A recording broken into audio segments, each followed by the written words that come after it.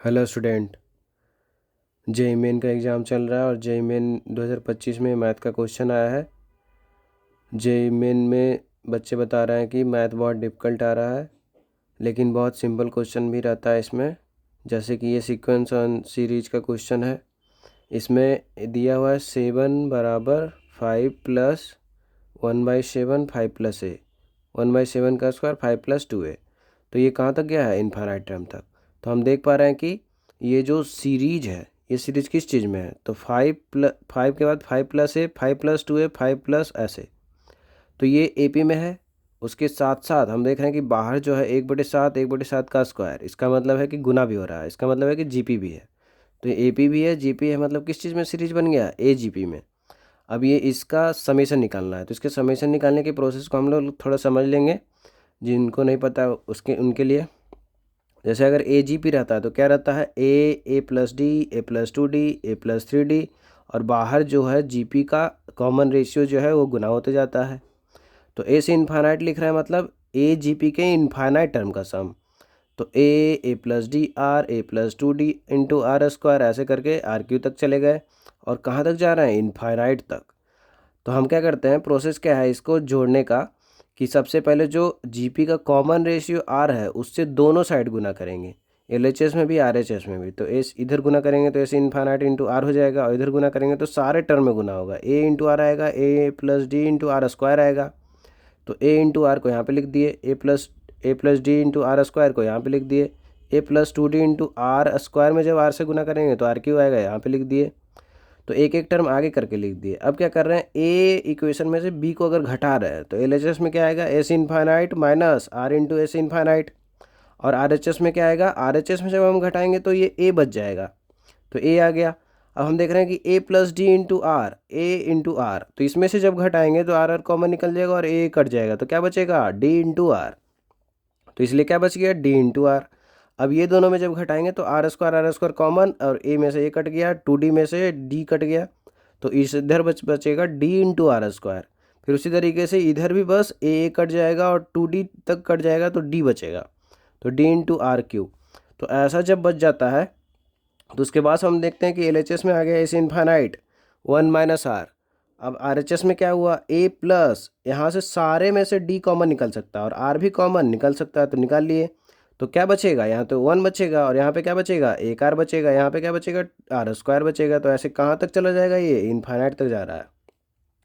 अब हम देख पा रहे हैं कि जो हमारा एल एच एस तो यही है, लेकिन आर एच एस में जो है ए प्लस डी आर, ये तो बाहर है। अब इसके बाद जो बन रहा है 1 + आर स्क्वायर, ऐसे ऐसे। तो देख रहे हैं कि ये खुद फिर एक नया जीपी बन गया। अब ये जीपी जो है वो कितना टर्म का है? इनफाइनाइट टर्म का। तो इनफाइनाइट टर्म के जीपी का सम क्या होता है?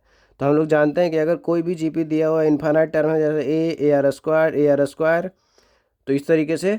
तो ए से इन्फाइनाइट होता है कि पहला टर्म जो है वो ऊपर लिख देते हैं, और 1 - आर जो कॉमन रेशियो रहता है वो नीचे आ जाता है। जबकि कॉमन रेशियो क्या होना चाहिए? -1 और 1 के बीच में होना, तब ये फॉर्मूला लगा सकते हैं। हमारे केस में कॉमन रेशियो कितना है? 1/7, मतलब 1 से तो कम है, तो लगा सकते हैं। तो यहाँ पे जो है हम यहाँ पे इन्फाइनाइट जीपी का सम कर रहे हैं, तो क्या होगा? बाहर तो ये है, पहला टर्म क्या हो गया? 1, तो 1 आ गया ऊपर। और नीचे क्या होगा? 1 - आर, कॉमन रेशियो कितना का है? 1 - आर का। तो यहाँ पे ये बन गया कि 1 - आर को अगर उस साइड लेके जाएंगे तो a/1 - आर, और डी आर 1 - आर एक बार था और एक बार इधर से आएगा, तो 1 - आर का स्क्वायर हो गया। तो ये एशियन इनफाइनाइट का फॉर्मूला आ गया। अब हम इसको, इस क्वेश्चन को, ये क्वेश्चन एजीपी का है, इसलिए पहले ये समझ लिए कि एजीपी का सम कैसे करते हैं। अब ये है कि अगर ये समझा हुआ रहेगा स्टूडेंट को तो तुरंत बन जाएगा। तो पहला मेथड ये है कि जो प्रोसेस था कि दोनों साइड आर से गुना करना है, जैसे ये हमारा सीरीज दिया हुआ है तो 7 बराबर ऐसे दिया हुआ है, तो यहाँ पे हम देख रहे हैं कि ये इस इन्फाइनाइट की जगह पे 7 है, ए की जगह पे 5 है, और कॉमन डिफरेंस की जगह पे ए है। और कॉमन रेशियो जो होता है जीपी का, उसके जगह पे कितना है? 1/7। तो सबसे पहला स्टेप क्या होता था कि मल्टीप्लाई करते थे दोनों साइड आर से, तो आर की जगह पे कितना है? 1/7। तो 1/7 से दोनों साइड क्या करेंगे? मल्टीप्लाई। तो मल्टीप्लाई करने के बाद क्या बनेगा? 7 × 1/7 बराबर, सब सारे टर्म में होगा 1/7 से गुना। तो पहले टर्म में हो गया, दूसरे टर्म में भी 1/7 से गुना हुआ, तो 1/7 पहले से था तो उसे 1/7 का स्क्वायर हो गया। इसमें भी 1/7 से गुना होगा तो 1/7 का क्यूब हो जाएगा। ऐसे ऐसे इन्फाइनाइट टर्म तक है। अब हम क्या करते हैं, ए में से बी को घटाए थे, उसी तरीके से 1 में से 2 को घटाएंगे तो LHS में क्या बचेगा 7 - 1, और RHS में क्या बचेगा, ये 5 बच जाएगा, पहला टर्म जो रहता था वो बच जाता था।